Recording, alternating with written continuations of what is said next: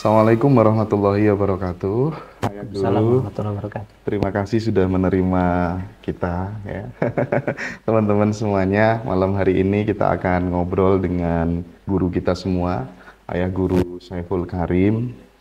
Eh, saya nervous, tapi saya mencoba untuk profesional ya. Oke, Ayah Guru, saya datang ke sini ingin belajar banyak kepada panjenengan dan terima kasih tadi sudah diterima dengan sangat elegan. Saya nyaman banget bisa duduk berdua berhadapan-hadapan dengan Ayah Guru ya. Ngobrol-ngobrol seputar spiritual. Biar saya dan teman-teman yang lain di Ngaji Roso makin cerdas, makin mengarah kepada kemajuan dalam menjalani hidup ya. Sehat ya. Alhamdulillah berkah. Oke. Ayah Guru, ada yang bilang bahwa sebenarnya agama Islam itu adalah agama yang paling klinik. Kenapa? Karena selalu disuruh yakin. Artinya kalau hanya yakin, dia tidak bisa membuktikan apa yang dia percayai. Sehingga itu dituduh sebagai sesuatu yang sangat klinik gitu. Nah, saya ingin ya, ini dalam konteks Tuhan misalnya ya, bagaimana menjelaskan Tuhan secara ilmiah mungkin ya, supaya kemudian oh ternyata spiritual itu bisa dinalar juga ya, tidak hanya serta-merta harus yakin gitu. Silakan ya, gimana ya? Terima kasih Mas Iya, Hendra dan sahabat-sahabat dari Ngaji Roso ya. Ngaji Roso. Ngaji Roso, tapi iya, ada ngobrolnya ya. iya. Harusnya Ngaji Roso nggak ada kata-katanya Mas Nggak Hendra. ada kata-katanya ya. Nah ini kan Ngaji Roso yang dikata-katakan ya. Iya, Jadi sama seperti pertanyaan Mas Hendra iya, tadi. siap. Sebetulnya kalau kita mau jujur ya, berpedoman kepada ayat Al-Quran misalnya, kan ada kata-kata la ikroha fiddin, Mm-mm. tidak ada paksaan dalam agama, Beragama. karena percaya itu tidak bisa dipaksa, Oke. tidak percaya juga tidak bisa Boleh aja dipaksa. ya.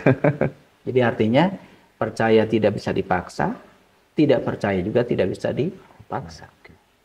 Dan harusnya ayat itu menjadi pedoman bahwa percaya tidak bisa dipaksa, tidak percaya pun tidak bisa dipaksa.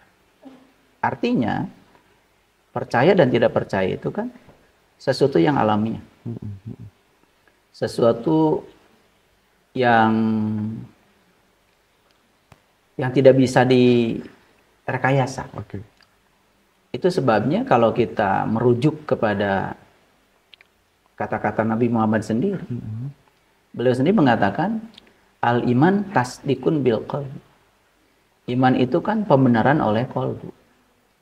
Wa iqrarun bil lisan wal amalun bil arkan. Jadi dibenarkan dulu oleh qalbu, kemudian baru lisan itu bisa menyampaikan sesuatu yang dialami oleh qalbu. Oke.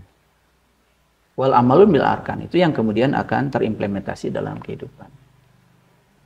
Jadi seharusnya anggapan bahwa Islam itu tadi kata Mas Hendra agama yang dalam tanda kutip klinik karena segala sesuatu harus yakin, harus percaya, itu dibantah oleh ajaran Islam sendiri yang sebetulnya Islam tidak seperti itu. Aslinya Islam itu justru menuntut pembuktian. Makanya semua sahabat-sahabat Rasul, termasuk Sayyidina Ali ya, ketika ditanya, habis berwudu Sayyidina Ali kemudian ditanya, ya Ali, wajahmu kok pucat seperti itu? Lalu Ali berkata, kalau kamu tahu siapa yang akan aku sembah, kamu akan mengalami pengalaman seperti aku.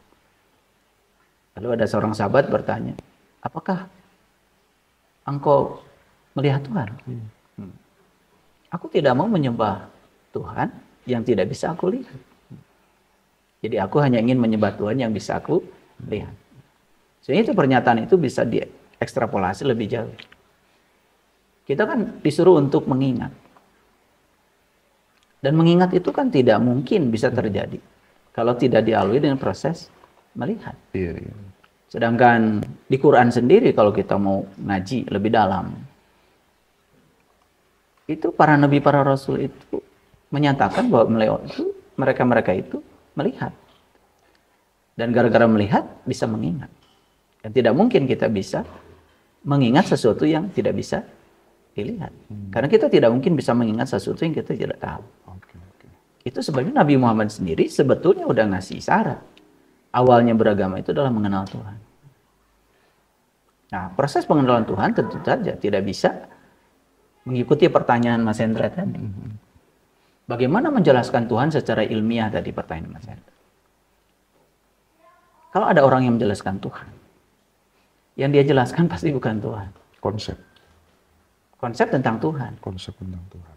Itu adalah persepsi dia tentang Tuhan. Oke, oke. Jadi sebetulnya ketika seseorang menjelaskan Tuhan, secara tidak sadar, dia sedang membangun konsep tentang Tuhan. Jadi dia sebenarnya sedang menciptakan Tuhan. Oleh karena itu maka, dia itu tidak bernama. Nama yang tidak bernama. Wajah yang tidak berwajah.